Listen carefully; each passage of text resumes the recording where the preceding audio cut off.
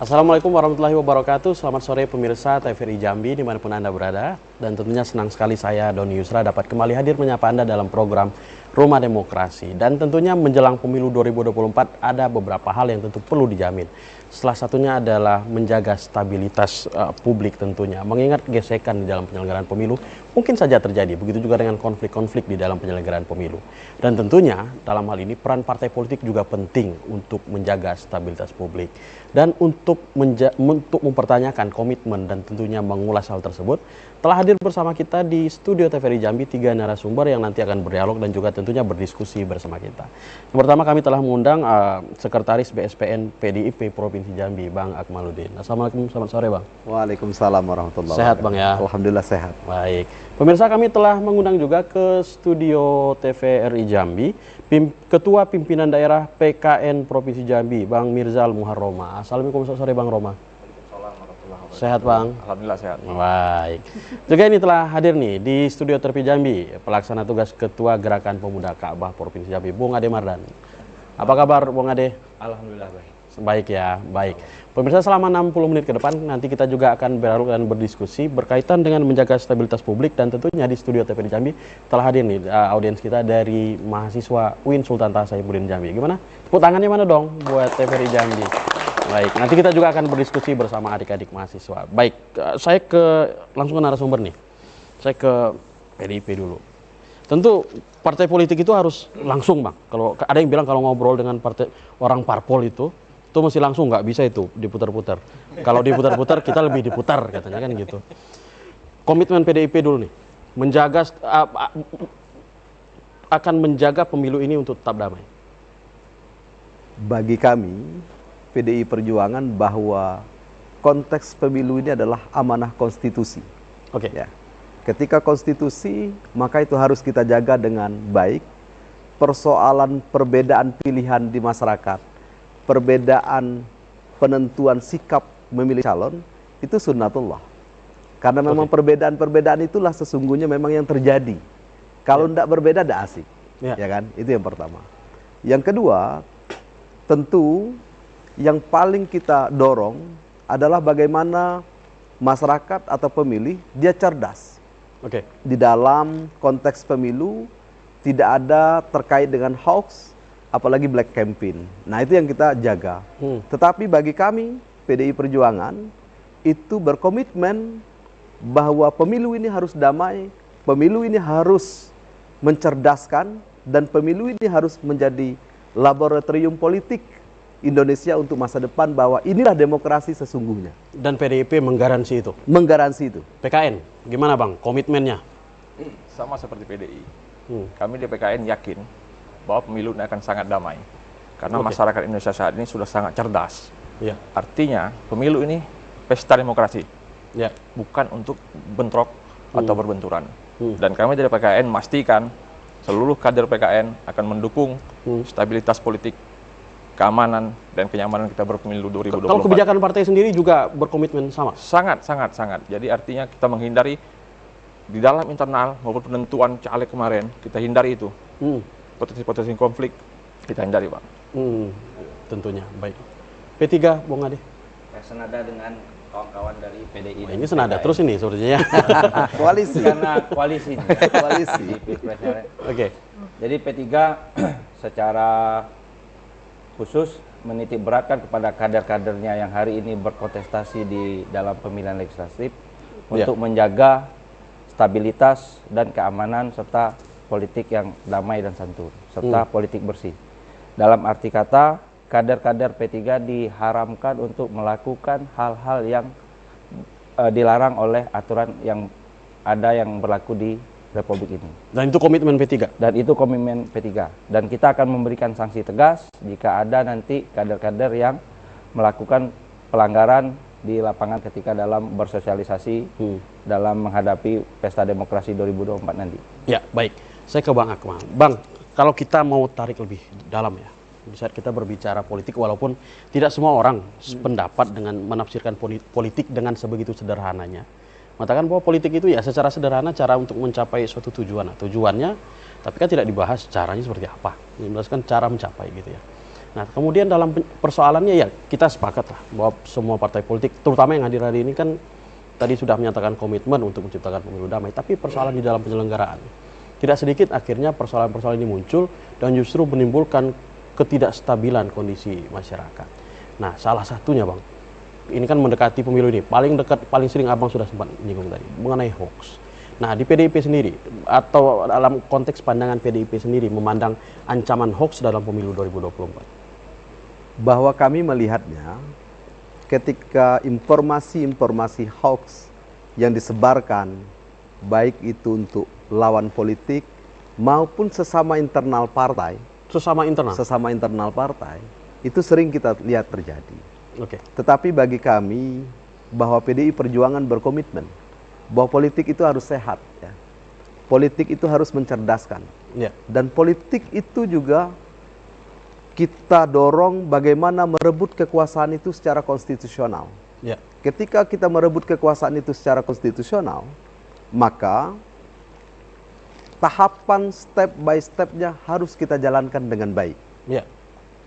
Apa yang harus kita jalankan dengan baik? Ketika ada hoax, maka bagi kami, ketika diserang hoax, maka kita membuktikan bahwa itu tidak benar. Berarti bukan serang balik ya? Bukan berarti serang balik. Ya. Kalau itu ranahnya masuk pidana umum, karena belum masanya kampanye, maka itu kan laporannya di Polda. Ya. Kalau itu dalam rangka nanti sudah masuk ranah kampanye, maka tentu menjadi sengketa di Bawaslu. Ya. Nah, itu yang kita dorong.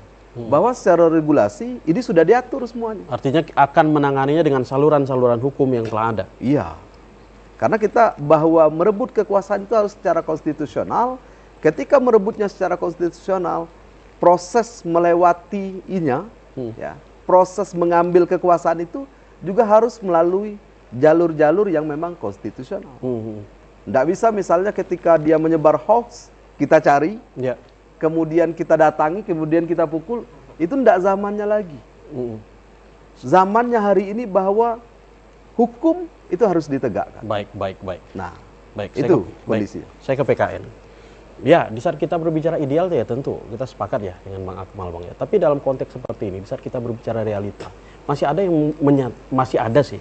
Mungkin kita berharap jangan sampai terjadi di pemilu 2024. Tapi ancaman itu ada Bang, tentang penggunaan hoax gitu ya di dalam adanya berita-berita hoax yang hari ini juga berkembang. Kalau di PKN sendiri Bang, untuk menangani hal itu, karena mungkin saja caleg-caleg dari partai politik yang seperti yang dibahas oleh Bang Akmal tadi justru melakukan itu. Masih ada yang berpikir bad news is good news gitu. Jadi dari PKN begini Bang, kami sudah berkomitmen dan menekankan pada seluruh caleg, berita apapun yang didapat, gambar apapun yang didapat, jangan langsung di-share kembali. Pelajari dulu, apa benar ini berita sepertinya atau hanya hoax. Ya. Kita harus cerdas. Artinya kan sekarang ada sistem cek kayak di Kominfo, mau cek berita ini hoax atau benar, bisa dicek di situ. Jadi jangan saya tekankan dari tadi kayak tadi, dapat berita di grup, seolah-olah salah satu kandidat cawapres, laptopnya mengeluarkan video asusila. Oke. Jangan di-share saya bilang. Pelajari dulu, ternyata itu terjadi di Taiwan 2018. Iya. Artinya seperti itu. Ya, kekhawatiran seperti itu yang justru kita khawatirkan. Iya. Karena itu yang kita tekankan kepada kader-kader kita untuk lebih cerdas. Hati-hati, karena tahun-tahun politik. Iya. Paling seperti itu, Bang. Baik. Wah, kalau P3 sendiri, tapi lebih khusus nih, Bung Ade, lebih ini lagi. Di saat kita bicara pemilu 2024 ini ada yang sedikit lebih unik ya. Ya mungkin ke depan juga penggunaan teknologi itu juga makin berkembang, media sosial dan sebagainya. Dan generasi muda. Nah kalau menurut P3 sendiri, atau ya boleh secara Anda pribadi juga memandang konsumsi media sosial ini kan sudah umum. Tapi juga bisa kita katakan generasi muda juga merupakan pion di sini. Artinya berdiri di depan di dalam perkembangan teknologi ini. Sebenarnya apa yang harus dilakukan generasi muda? Yang jelas ini dari P3 dulu ya. Iya. Ketika kita bicara hoax, P3 sudah menekankan kepada kadernya untuk tidak memulai. Berarti kita sudah komitmen. Kader-kader P3 untuk selalu berkampanye dengan bersih tadi seperti yang saya bilang di awal. Kita hindarkan hoax, ketika itu ada hoax, ya kita cerdaskan masyarakat. Ya. Nah, untuk generasi milenial Gen Z hari ini, saya rasa mereka sudah cerdas lah. Mereka sudah cerdas dan saya sangat meyakini potensi hoax itu kecil lah untuk 2024. Meyakini itu? Saya sangat meyakini itu.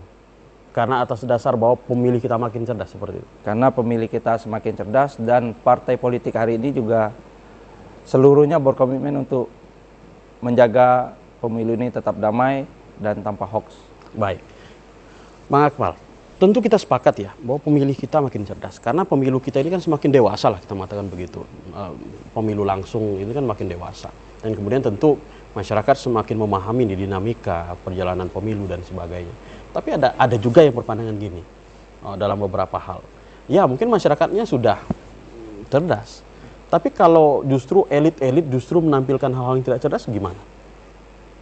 Pertanyaannya elit yang mana yang menampilkan tidak cerdas? Misalnya Nah, kita begini. tidak bisa berandai. Misal kita berbicara dalam konteks seperti ini, bahwa yang melakukan, misalnya masyarakat kita cerdas, kita bicara isu misalnya money politik misalnya, justru yang melakukan itu dari partai politik, gimana Bang?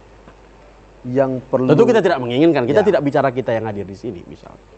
kalau kita berbicara money politik ya, nah ini kan konteksnya berbeda. Oke, Kalau elit tadi yang menampilkan ketidakcerdasan, saya mau tanya dulu, oke, elit mana yang menampilkan ketidakcerdasan dalam berpolitik? ya, Tetapi kalau dalam konteks money politik, bagi kami di PDI Perjuangan, bahwa money politik itu haram. Di PDI Perjuangan? Tetapi kos politik itu wajib. Nah itu dia. Bedanya apa? Bedanya, kalau yang namanya kos politik, ketika kita ketemu dengan masyarakat, pasti ada makan, pasti ada minum. Oke, Itu yang namanya kos politik. ya, Kalau money politik itu, dia tidak ketemu dengan masyarakat. Oke. Ya kan? Dia tidak ketemu dengan masyarakat, dia bentuk tim yang cari, kasih uang. ya, Itu money politik. Tetapi kalau kita mengkonsolidasi silaturahmi dengan masyarakat, kemudian kita ketemu dengan masyarakat, kita kasih makan, kita kasih souvenir, Ya. itu dalam hal yang wajar. Karena di dalam PKPU juga diatur. Ada batasan-batasan alat-alat kampanye yang dibolehkan. boleh nanya nggak Bang? Ah. Kos politik itu besar nggak sih Bang? Kos politik tergantung. Oke, Tergantung daripada partai politiknya, tergantung daripada calegnya. ada nggak sebenarnya kalau di dalam kalau masyarakat boleh tahu ya, sebenarnya kalau di internal partai politik ada nggak diatur misalnya kamu itu kalau kampanye kosnya mesti yang gini-gini, atau memang itu ya kembali kepada caleg masing-masing? Kembali, karena bagi saya, ketika saya maju 2019 dulu, kos politik saya tidak besar. Oke. Alhamdulillah terpilih sebagai anggota DPRD provinsi. Iya, Iya kan? Nah hari ini, kita mengkonsolidasi masyarakat itu adalah, yang dilakukan adalah pembuktian daripada janji-janji politik yang sudah kita silaturahmi dulu. oke, Nah itu yang kita lakukan. Ketika kita sudah melakukan janji-janji politik, program-program pemerintah yang kita bawa, tentu ini berbeda. Ya kan? oke, Nah jadi kalau berbicara kos politik, bermacam-macam. Saya adalah orang yang tidak sepakat ketika bahwa untuk menjadi anggota DPR, oke. baik provinsi, kabupaten, dan DPR RI, itu membutuhkan kos yang besar. Baik, Dan itu salah. Baik, nanti kita tanya nih kalau yang lain versinya seperti apa. Tapi kita tahan dulu. Pemirsa jangan kemana-mana karena Rumah Demokrasi akan kembali setelah pesan-pesan berikut ini.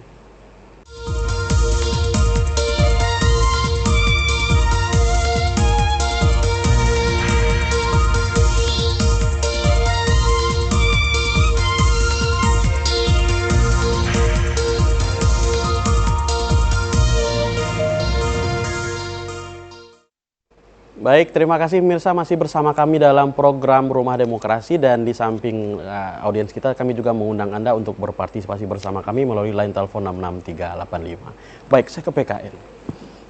PDIP mengatakan ya money politik haram, tapi kos politik perlu. Nah, gimana PKN? Ada kekhawatiran nggak sih Bang money politik itu mengancam, artinya wah ini jadi ancaman ini kalau money politik ini berjalan gitu? Tidak Bang, di PKN yakin pemilih sekarang sudah cerdas. Artinya mereka tidak bisa dibeli dengan 100.000 rupiah lagi. Jadi Anda ingin mengatakan money politik nggak laku lagi gitu? Bukan nggak laku lagi, tapi tidak terlalu berefek. Kalau dulu mungkin. Oke. Kalau hari ini saya yakin diambil uangnya belum tentu dipilih orangnya.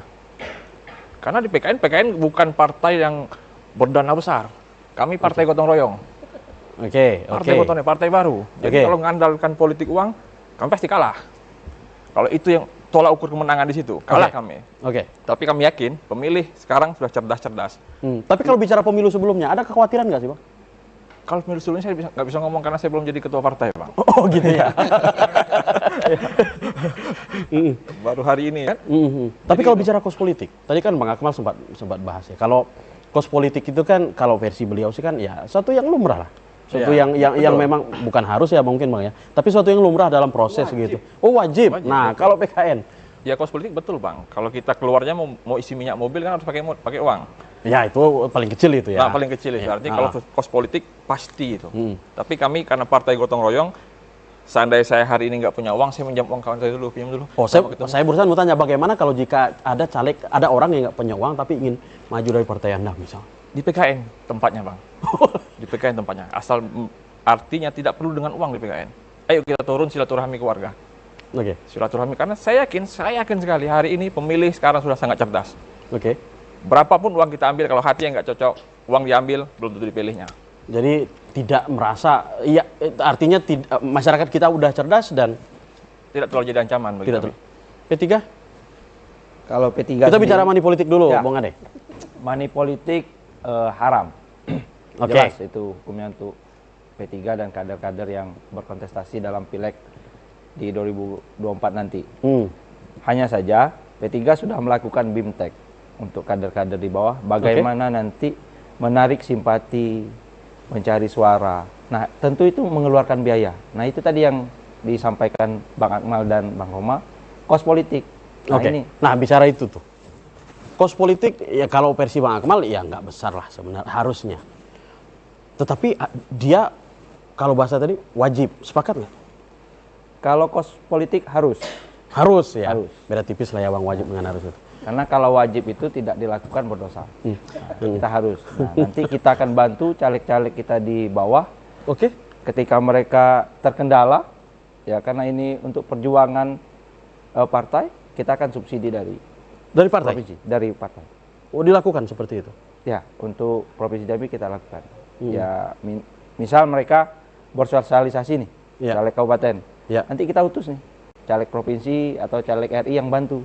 Oh, Nah, jadi begitu. satu paket, satu iringan. Bersama Karena begitu kita ya. belajar dari 2019 lalu, itu seperti di kota Jambi, kita dapat satu kursi provinsi, tapi di kotanya cuma satu. Harusnya kan setiap dapil harusnya terisi. Kalau Apa kemudian hipotesanya, Bung Ade? karena kita mengambil pengamatan dan penelitian, bahwasanya 2019 caleg-caleg kita cenderung bertarungnya sendiri. Oh, Nah, 2024 ini kita rubah pola. Jadi kerja sama tim, sistem tusuk sate. Baik. Jadi money politik tidak menjadi ancaman dan kekhawatiran kami, karena kita yakin masyarakat akan memilih sesuai dengan program dan figur yang menawarkan program tersebut. Baik, saya ke Bang Akmal. Bang, beberapa waktu lalu memang sempat gonjang-ganjing sih tentang kita mau mekanisme proporsional tertutup atau terbuka. Dan kemudian kan kita kemudian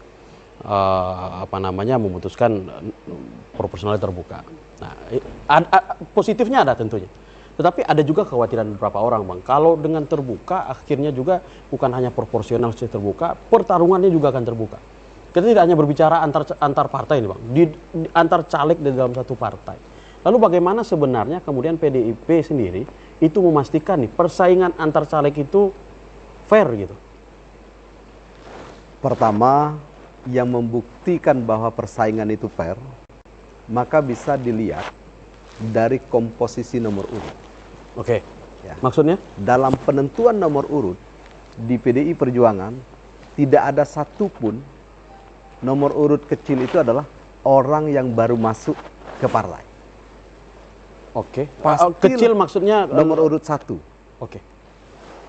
Nomor urut 1, 2, 3 sampai terakhir itu ditentukan dengan jabatan dia di struktur partai. Oh, di struktur partai.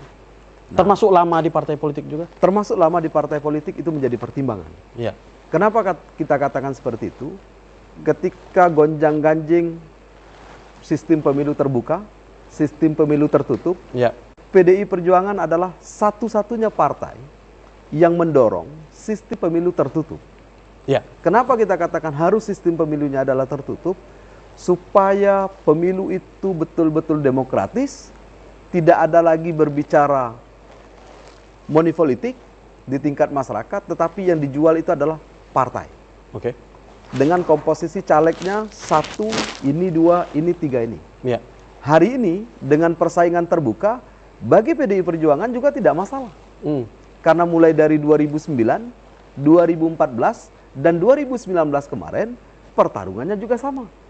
Pertarungan terbuka. Ya. Dan bagi kami, komitmennya sangat jelas. Bahwa menentukan nomor urut itu berdasarkan daripada jabatan struktural di partai. Ya. Termasuklah untuk menempatkan siapa yang menjadi pimpinan di DPR, siapa yang menjadi ketua partai, itu ada ukurannya. Maka bagi kami kalau gesekan di internal partai, tidak ada itu urusan caleg. Caleg ini minta nomor urut 2 atau 3, tidak ada.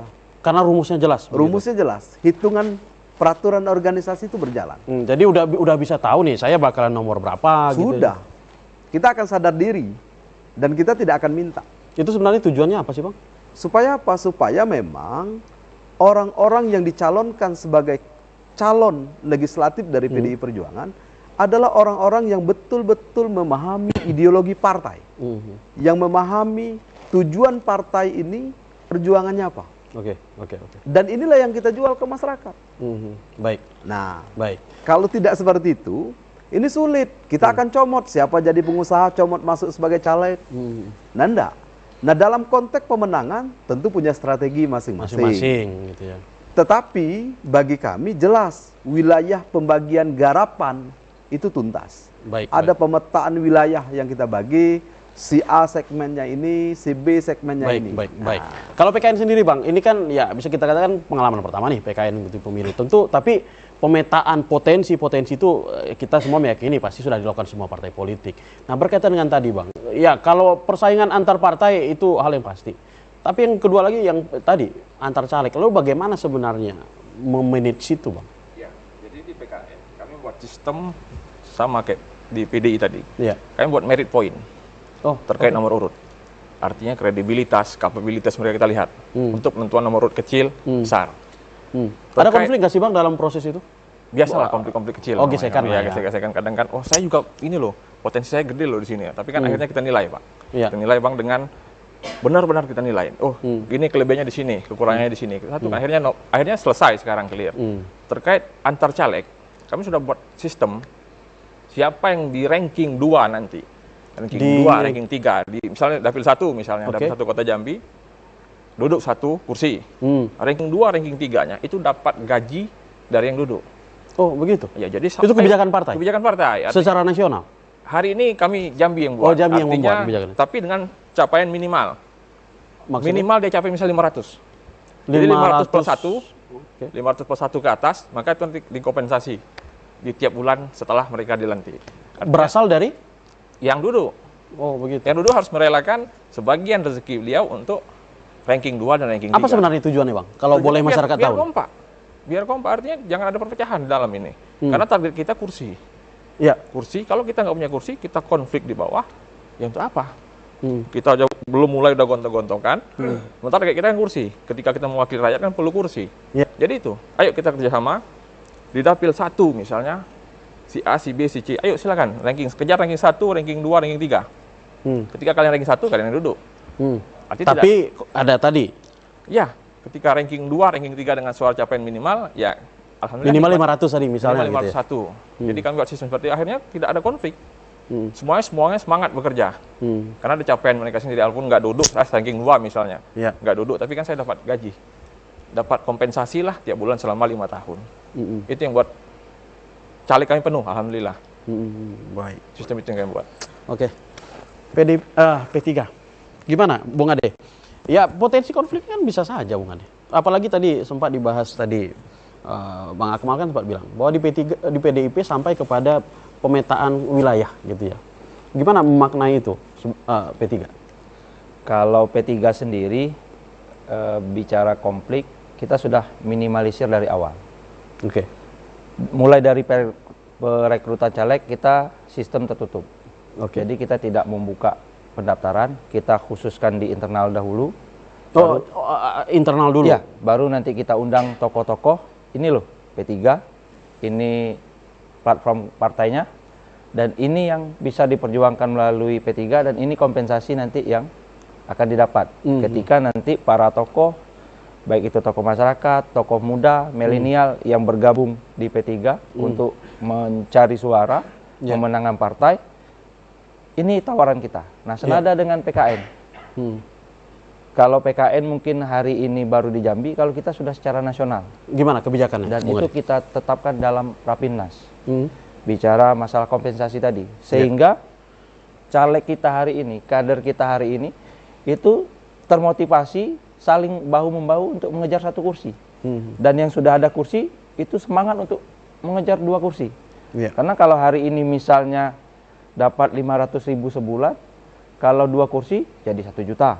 Nah, itu yang kita sampaikan ke kawan-kawan, sehingga mereka kalau untuk gesekan di internal, saya rasa bisa kita minimalisir. Dan tentunya mudah-mudahan juga kita sama-sama bisa minimalisir konflik justru lebih luas daripada itu, bukan hanya di internal. Baik, pertanyaan sebelum kita ke audiens untuk 3 partai politik. Saya mulai dari Bang Akmal dulu. Salah satu kekuatan Indonesia hari ini itu adalah generasi muda. Nah, bagaimana kemudian PDIP memfasilitasi generasi muda di pemilu 2024? Bagi PDI Perjuangan, baik generasi muda maupun generasi yang lain, perlakuannya adalah sama. Generasi muda tentu di PDI Perjuangan ada komunitas. Ada komunitas juang, ada Banteng Muda Indonesia. Dan kalau untuk space caleg khusus generasi muda? Artinya misalnya kalau perempuan kan 30%, itu kan amanah undang-undang. Kalau untuk generasi muda sendiri, untuk yang ingin ikut serta nih melalui PDIP misalnya? Bagi kami ada misalnya Sungai Penuh, Rucita, ya kan? Kan masih di bawah generasi muda lah. Generasi muda umurnya kan. Kemudian juga di beberapa dapil kayak di Batanghari misalnya, itu banyak rata-rata 30 ke bawah. Tetapi bukan dalam rangka kapasitas mereka Gen Z, kemudian maka mereka dapat karpet merah, tidak. Ya. Tetapi mereka berproses, berkader. Ada yang berawal dari kepengurusan anak cabang, ya. Ada berawal dari kepengurusan cabang, ada yang memang dari basicnya sayap partai. Artinya mereka sudah mempunyai ideologi. Bukan orang yang ketika ujuk-ujuk masuk jadi anggota DPR, dia tidak paham nih yang diperjuangkan apa.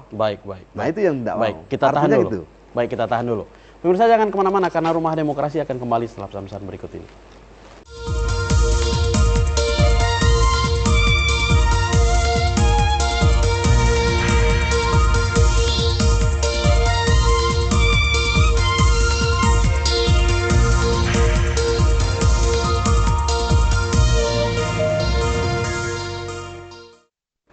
Baik, terima kasih pemirsa masih bersama kami dalam program Rumah Demokrasi, dan seperti biasa pada sesi ketiga ini kami mengundang Anda untuk berpartisipasi bersama kami melalui line telepon 66385.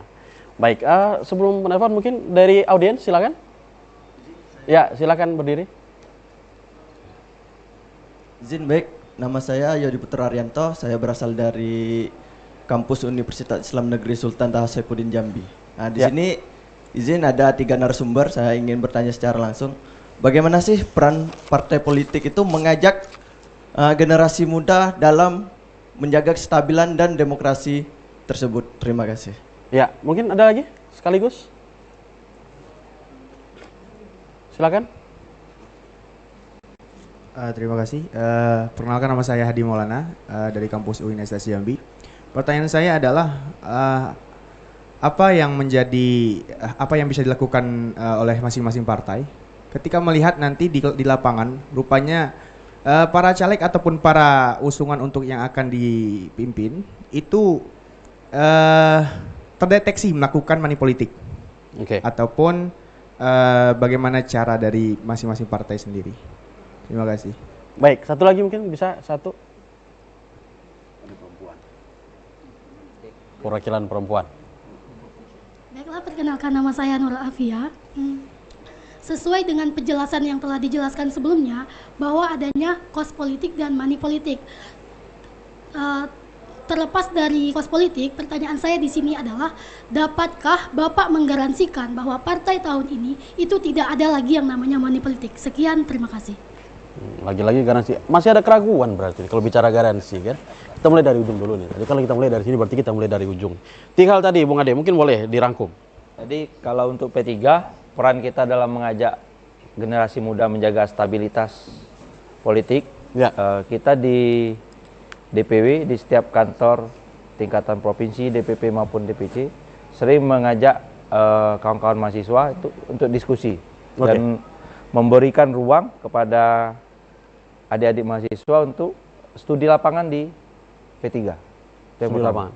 Di sana kita menyampaikan bagaimana cara P3 untuk turun dalam pesta demokrasi ini, komitmen kita dalam menjaga stabilitas politik, menjaga kedamaian dan mensukseskan pemilu 2024 nanti. Bicara keraguan tadi Bung Ade, masih ragu ternyata. Bagaimana menggaransi? Ya kalau garansinya itu dari masyarakat, jangan terima. Jadi kembali ke masyarakat? Kembali ke masyarakat. Karena kan kita dari partai, khususnya dari P3 sudah menekankan kadernya untuk tidak melakukan itu. Nah, pertanyaan jika masih ada. Nah, mungkin kita sapa berikan penelpon sanksi. kita dulu. Kita sapa penelpon kita dulu. Halo, Assalamualaikum, selamat sore. Halo. Halo. Ya, Ya, silakan. selamat sore Bung Doni. Selamat sore, Pak Yudi. Apa kabar, Pak Yudi? Ya baik Bung Doni, terima kasih atas waktu. Baik, silakan singkat saja, Pak Yudi. Ya, tingkat. Baik, silakan. Sama saya hormati ya 3 narasumber ya dari partai mewakili PDIP, PKN dan P3 ya. Ya. Jadi judul kita ini memang sengaja untuk menyegarkan supaya berpolitik itu menjadi ramah, tamah, tata krama kan gitu. Ya. Adem ayem kan gitu. Ya. Tapi ya kenyataannya memang belum bisa lah kita berhadapan dengan persoalan itu. Nah, kita ini memang saya lebih cenderung sebagai pengaman ya. Ini ada mahasiswa. Nah, kenapa alasannya saya melibatkan mahasiswa? Mahasiswa ini kan adalah satu pemilih pemula yang paling terbesar. Termasuk. Ada 50,6% itu nanti akan hadir di pemilihan umum nanti. Ya. Jadi itu memang ini potensi. Nah, mereka ini sehari-harinya sudah memegang genggaman semua. Beda dengan saya, gaptek ya. Jadi mereka ini memang harus dipercayakan, artinya penyelenggara pemilu, Bawaslu, KPU, juga termasuk semua partai politik itu berkomitmen sebenarnya untuk mengatasi stabilitas politik itu salah satu melibatkan mahasiswa. Jadi katakan sebagai hoax ya untuk mengatasi semuanya. Karena kita tidak terlepas, belum kita bisa melepaskan atau tetap bercokol nanti ya. Saya sedapat dengan mahasiswa tadi. Adanya pemilih profesional. Baik. Itu katakanlah akademisi, orang-orang kaya. Dan ada pemilih transaksional. Baik. Itu susah sekali. Bagaimana menghadapi pemilih transaksional itu? Dia perlu duit loh. Dan ketiga ada pemilih instruksional berupa kelompok. Nah, ASN itu kan netralitasnya belum lagi. Jadi terakhir tradisional. Baik. Beberapa sistem pemilih itu apa mampu partai ini untuk mengatasinya? Itu masih bercokol terus, belum pernah kita bisa mengatasi. Maka justru itu hadirkan mahasiswa. Dia yang bisa menganalisir hoax dan sebagainya di dunia media sosial itu. Baik. Belum terlambat secara pemilu. Baik. Pada partai politik. Baik. Mereka. Baik. Ini menjadi tidak ada hoax lagi. Mereka bisa menyangkal. Baik. Mahasiswa itu dari mulai bangun tidur sampai tidur lagi di genggaman itu mainannya. Baik, Pak Yudi. Nah, jadi saya ternyata melibatkan mahasiswa ini sehingga harapannya stabilitas publik dalam pemilu ini akan bisa berjalan dan dapat dinikmati. Baik, terima kasih Pak Yudi. Baik, terima kasih. Kita sudah menangkap beberapa artinya melibatkan mahasiswa. Mulai dilanjutkan, Bung Ade, berkaitan dengan tadi. Bagaimana jika dikembalikan ke masyarakat? Lalu bagaimana ternyata jika masyarakat menemukan? Ya akan kita sanksi kalau itu kedapatan dari kader P3. Begitu ya? Jelas, komitmen P3 jelas. Jadi komitmennya seperti itu. PKN sendiri, Bang. Sebelum bicara keraguan, bicara tadi beberapa hal ya, bicara tentang peran parpol ya, juga tadi apa namanya, kemudian di lapangan para caleg juga melakukan sebagainya. Gimana menanggapi itu? Peran PKN dalam mewadahi anak-anak muda. Saya sendiri, Adinda, saya usia hari ini 36 tahun. Menjadi ketua partai tingkat provinsi. Berarti PKN membuka wadah tersebut untuk mengapresiasi anak-anak muda yang ingin terjun ke dunia politik. Oke. Kalau PKN berkomitmen tinggi untuk itu. Karena kita tahu hari ini pemilih pemula itu 40%. Kemudian apa yang dikejar dari itu sebenarnya? Dikejar itu karena ya kita kan goalnya menyuarakan aspirasi rakyat. Hari ini yang terbesar itu adalah anak-anak muda yang suaranya belum jarang tersampaikan ke pusat, Bang. Jadi dan kita ingin menjembatani itu. Ingin menjembatani itu. Lalu bicara jika ini jika. Ya. Ini kan masih ada keraguan di saat masyarakat masih bicara tentang apa garansinya gitu. Tentang money politik. Garansi terkait money politik. Kalau di PKN kader-kader kami kader-kader nggak punya uang, Adinda. Kader-kader yang memang berniat untuk membangun kebangkitan Nusantara dengan gotong royong. Jadi terkait besok seandainya ada kader PKN yang main money politik, ya silahkan, nanti ada Bawaslu yang nangkap. Ada Bawaslu yang menindak. Ada adik-adik yang menyaksikan, kan begitu. Membuka juga celah seperti yang Bung Ade bilang, silakan laporkan ke partai gitu. Ya bisa. Kalau artinya kami tidak tahu dan dilaporkan, kita akan proses juga. Iya. Kan begitu. Ada proses hukum tentu. Ada proses hukum di situ. Bang Akmal, menanggapi penelpon mungkin juga adik-adik mahasiswa lagi sama, Bang, masih ada keraguan. Yang pertama, kalau masih ragu dengan ada money politik, maka inilah peran serta dari adik-adik mahasiswa yang hari ini mayoritas adalah generasi Z sebagai pemilih. Mereka adalah menolak tegas. Atau yang kedua, dengan cara mereka terima uangnya, jangan dipilih orangnya. Itu yang paling cerdas. Uangnya kita terima, tapi tidak usah dipilih. Supaya mereka juga ke depan tidak mau lagi melakukan hal yang seperti itu. Kalau bahasa Jambi itu jero gitu. Jero kalau bahasa gitu kan. Nah itu. Yang kedua, kalau ditanya peran serta PDI Perjuangan, apa yang dikasih dengan anak-anak muda? Hampir 36 kepala daerah yang diusung oleh PDI Perjuangan se-Indonesia itu di bawah umur 30 tahun. Di bawah 30 tahun? Di bawah 30 tahun. Itu adalah komitmen bahwa PDI Perjuangan melihat ketika dia mempunyai potensi yang baik, tentu itu menjadi harapan kita bersama. Ya. Maka ketika ketua PKN menjadi ketua partai termuda, umur 36 tahun, tetapi bagi kami di PDI Perjuangan, ketua PDI Provinsi Jambi, Mas Edi Purwanto, menjadi ketua DPD itu pada umur 32 tahun. Artinya dibuka ruang terkait dengan anak-anak muda. Sehingga komitmen itu tidak perlu diragukan kalau terkait memfasilitasi anak-anak muda. Kemudian terkait dengan money politik, apakah ada sanksi bagi partai? Bagi PDI Perjuangan sangat jelas. Ketika dia melakukan money politik, kemudian itu terbukti bersalah secara hukum, maka sanksi pemecatanlah yang akan dia tanggung. Pemecatan dari anggota partai politik? Dari anggota partai politik. Artinya ketika dia terpilih menjadi anggota DPRD, kemudian di dalam prosesnya terbukti secara hukum bahwa dia adalah bersalah melakukan money politik, maka sanksi pemecatan dari anggota atau kader PDI Perjuangan itu pasti menunggu. Maka tidak perlu diragukan itu. Jadi intinya 3 partai politik ini komitmennya tegas gitu. Tegas. Ya? Tegas. Baik, saya ke PKN dulu nih. Kita udah dari ujung sini dan kita tengah lagi. Ada penelpon kita tadi, Bang, Pak Yudi di Telanai. Ya, di saat kita bahas ini kan di saat kita berbicara pemilih dalam artian ideal. Ternyata pemilih kalau kita genealogikan itu kan tingkatannya macam-macam nih. Lalu bagaimana dengan ya tingkatan pemilih yang masih ya kita katakan ya masih tergiur dengan money politik. Kemudian apa yang harus kita lakukan ke depan dan bagaimana kemudian partai politik berperan untuk masyarakat yang bisa dibahas. Kalau kita bicara ya adik-adik mahasiswa, kalangan yang sudah cerdas tentunya. Tapi tentu masih ada kalangan masyarakat yang memang betul-betul masih membutuhkan edukasi. Apa yang kemudian bisa dilakukan? Ya, sama dari awal seperti saya sampaikan tadi, Bang. ambil uangnya. Betul kata Bang Akmal, ambil uangnya jangan pilih orangnya.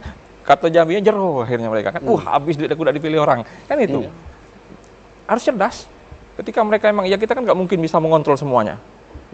Nggak mungkin saya sebagai ketua Pimda bisa mengontrol 385 orang caleg kabupaten kota, 55 caleg provinsi, untuk tidak melakukan itu. Tapi ketika melakukan itu, ambil saja uangnya. Kalau emang nggak cocok. Tapi kalau emang dia cocok, insya Allah pilih.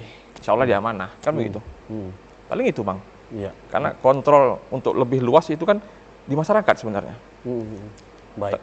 Ketika terbukti melakukan money politik, ya sanksinya siap diterima sanksi, siap dipecat. Oke. P3 berkaitan dengan itu ya, masyarakat kita ini kan tipikalnya beda-beda, Bung Ade.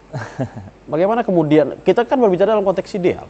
Kemudian lalu bagaimana di saat kita berbicara di lapangan dengan konteks pemilih kita yang tentu ya bervariasi lah, variatif lah tingkatan, kondisinya, sebagainya. Untuk mengantisipasi itu P3 sudah melakukan BIMTEK beberapa kali untuk kader-kader di tiap-tiap legislatif, mulai dari BIMTEK di kabupaten, tingkat provinsi dan RI. Jadi dalam BIMTEK itu kita beri kiat-kiat khusus bagaimana kader-kader dan caleg kita untuk mensiasati ketika di lapangan ketemu dengan kelompok-kelompok ini tadi. Karena kan kami siap dukung nih Pak, ini ada sekian NPWP. Nomor piro? Karena ada yang mengatakan bukan Wani piro. Ada yang mengatakan sebenarnya ada juga kadang inisiatifnya bukan dari caleg, kadang dari masyarakat juga mungkin saja muncul. Nah, itu ada kiat-kiat khusus yang dilakukan oleh kader-kader P3 untuk mensiasati itu. Nah, itu. Tapi kiat-kiat itu masih rahasia perusahaan. Nah, itu rahasia perusahaan. Baik, saya ke Bang Akmal nih. Bang, tentu mendekati akhir acara, kita mendekati akhir acara. Ada yang lebih penting, Bang. Ada yang mengatakan bahwa sebenarnya kan perintah konstitusi pemilu itu demokratis. Demokrasi dengan mekanisme apa memang konstitusi tidak mengatur itu. Artinya kan sebenarnya di saat kita berbicara pemilu, yang lebih penting itu adalah bagaimana hasilnya demokratis. Ya terlepas metodenya seperti apa, sistem seperti apa. Yang justru dikhawatirkan sebenarnya, Bang, dampak pasca pemilu. Nah, kemudian kalau memandang itu, apa yang kemudian yang bisa Anda tanggapi, Bang? Kita khawatirkan justru ya, ternyata di kalangan antar partai politik ya kita adem-adem aja ternyata. Tapi kita khawatir di masyarakat setelah pemilu masih aja gitu. Ini yang perlu disampaikan pendidikan politik kepada masyarakat. Terkait dengan pendidikan politik ini adalah tanggung jawab partai politik untuk menyampaikan itu. Maka bagi kami di PDI Perjuangan selalu kami sampaikan bahwa ketika Bapak Ibu tidak setuju untuk memilih antara satu calon dengan paslon yang lain, monggo. Tetapi silaturahmi, persahabatan, pertemanan itu tetap harus kita lakukan. Jangan gara-gara politik kita tidak bertegur sapa. Perbedaan pilihan itu biasa? Perbedaan pilihan itu sunnatullah. Pasti ada perbedaan pilihan. Pasti. Tidak mungkin tidak ada perbedaan pilihan. Dan yang perlu kita sampaikan juga kepada masyarakat bahwa hak mereka memilih itu adalah hak konstitusional mereka. Tidak ada satupun orang yang bisa mengintervensi si A harus memilih si B. Tidak ada. Karena itu dijamin oleh undang-undang. Dan kemudian apa yang harus dilakukan masyarakat? Kemudian setelah pemilu nanti? Ketika ini dijalankan dengan baik di dalam proses pelaksanaan demokrasinya, dalam proses penyelenggaraan kampanye politiknya, insya Allah polarisasi terhadap masyarakat tidak ada. Baik. Tetapi kalau kita melakukan kampanye itu sudah mengkotak-kotakan, maka ini sampailah pada akhir pemilih nanti akan terkotak-kotak. Dan dalam hal ini PDIP menjamin tidak akan ada. Bagi PDI Perjuangan kami tidak pernah untuk mengkotak-kotakkan dalam satu kelompok dan satu golongan. Baik. Bagi kami bahwa kita adalah dalam bingkai Negara Kesatuan Republik Indonesia. Baik. Bukan dalam rangka partai ini menang, tetapi negara ini bubar dan hancur, itu sangat tidak disetujui. Baik. Bagi kami bahwa NKRI maju, kemudian NKRI ini berjaya, itu adalah tujuan.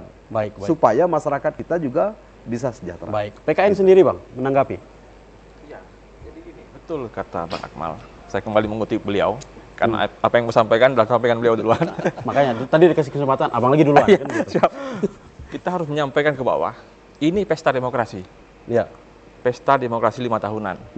bukan ajang permusuhan. Artinya setelah ini ya sudah. Ya. Berbeda pilihan itu wajib dan wajar. Wajib dan wajar. Wajib dan wajar. Nggak mungkin saya harus ikut seluruh Indonesia harus satu. Nggak mungkin. Karena kita kan punya pikiran masing-masing. Ya. Dan Jadi itu wajar. pilihan juga masing-masing. Sunatullah, betul kata beliau tadi. Itu pilihan masing-masing. Begitu Bang. Jadi sampaikan ke bahwa ini pesta demokrasi. Ayo kita pesta di 5 tahunan ini. Setelah ini ayo kembali lagi bersama-sama. Karena ini kan hanya pesta. Hanya kontestasi politik. Iya, 5 tahun. Baik. P3 Bung Ade? Kalau P3 untuk mensiasati itu, ya kita turun ke bawah. Turun ke bawah, menyampaikan kepada masyarakat. Karena dalam satu desa, di satu tempat, itu pasti ada 2 bahkan lebih caleg yang masuk. Ya kan? Itu kita sampaikan kepada kader kita, jangan ganggu wilayah orang lain. Amankan wilayah kita masing-masing. Jaga kondisivitas. Baik. Tapi sebenarnya kalau kita lihat antar partai politik nggak ada konflik, aman-aman saja ya. Iya, mestinya masyarakatnya juga aman dan tentram. Baik, terima kasih ya atas kehadiran Bung Ade, Bang Roma, dan tentu Bang Akmal dalam dialog Rumah Demokrasi ini, dan tentu adik-adik dari UIN Sultan Taha Saifuddin Jambi. Pemirsa, demikian tadi dialog singkat kita pada hari ini berkaitan dengan bagaimana kita menjaga stabilitas publik dalam penyelenggaraan pemilu 2024. Pada prinsipnya adalah semua partai politik berkomitmen untuk menjaga stabilitas itu, dan tentu bagaimana dukungan kita rakyat juga untuk sama-sama menjaga dan mengawal pemilu ini dengan baik. Saya Doni Yusra undur diri dan kita jumpa lagi dalam Rumah Demokrasi minggu depan. Assalamualaikum warahmatullahi wabarakatuh.